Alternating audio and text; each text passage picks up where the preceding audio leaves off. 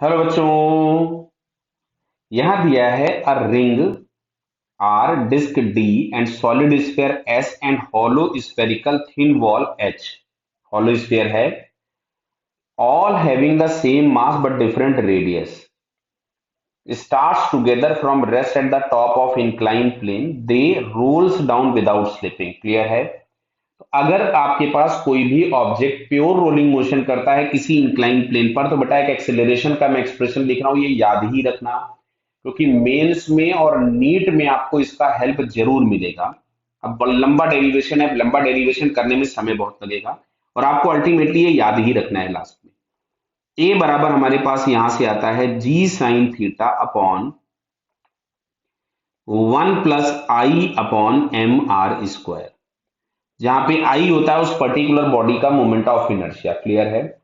और M R उसका मास और रेडियस हो गई। क्लियर? लिखा हुआ है all of them will reach the bottom of the incline together. नहीं भाई, देखो सीधी सी बात है, सबके आई अलग अलग होंगे। तो मैं अगर यहाँ पे लिखता हूं, मान लो जैसे कि मैं अगर एक्सेलरेशन ऑफ रिंग लिखूं, मैं इधर लिखता हूं नीचे की तरफ में अलग से एक्सेलरेशन ऑफ रिंग, यदि मैंने लिखा देखिएगा तो ये आपके पास आ जाएगा जी साइन थीटा अपॉन 1 + आई की जगह आ जाएगा mr², रिंग है mr², तो ये बेटा आ गया आपके पास जी साइन थीटा बाई 2।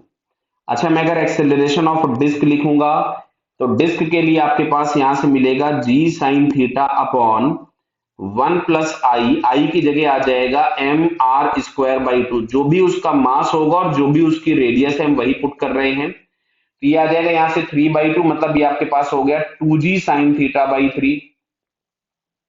ऐसे अगर मैं एक्सेलरेशन ऑफ सॉलिड स्फीयर निकालूंगा तो ये आएगा g sine theta upon 1 + 2 mr² by 5। mr² से mr² कैंसिल हो जाएगा तो 2/5 लिख ही देते हैं अपॉन mr²।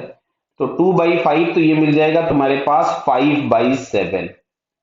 5/7 जी साइन थीटा, ये आ गया आपके पास एक्सेलरेशन। अगर मैं हॉलो स्फीयर के लिए लिखूंगा तो जी साइन थीटा अपॉन 1 + 2/3 बचेगा। क्लियर है?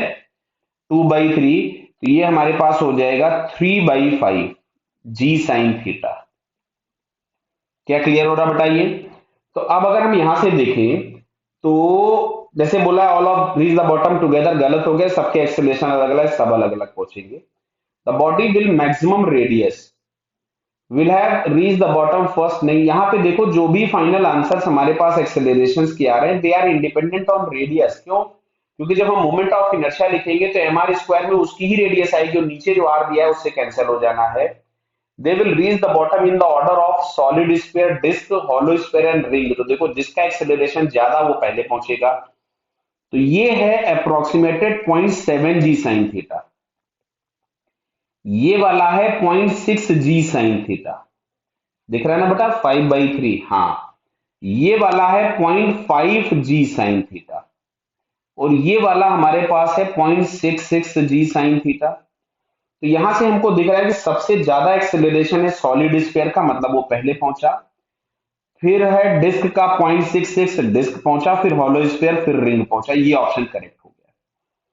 All of them will have the same kinetic energy at the bottom, ये बात सही है। बिकॉज अगर प्योर रोलिंग हो रही होती है, रोलिंग विदाउट स्लिपिंग होती है, तो लगने वाला फ्रिक्शन स्टैटिक होता है जिसका नेट वर्क डन जीरो होता है, तो कोई लॉस नहीं होता है। तो टॉप ऑफ द इंक्लाइन पे सबकी एनर्जी थी mgh और बॉटम पे आने पे वही काइनेटिक के फॉर्म में कन्वर्ट हो जाएगी, तो सभी की एनर्जी बराबर होगी। तो फोर्थ वाला ऑप्शन भी करेक्ट हुआ। तो इस क्वेश्चन में करेक्ट ऑप्शन के नाम पे आपको मिलेगा थर्ड एंड फोर्थ। क्लियर बेटा? Okay, all the best.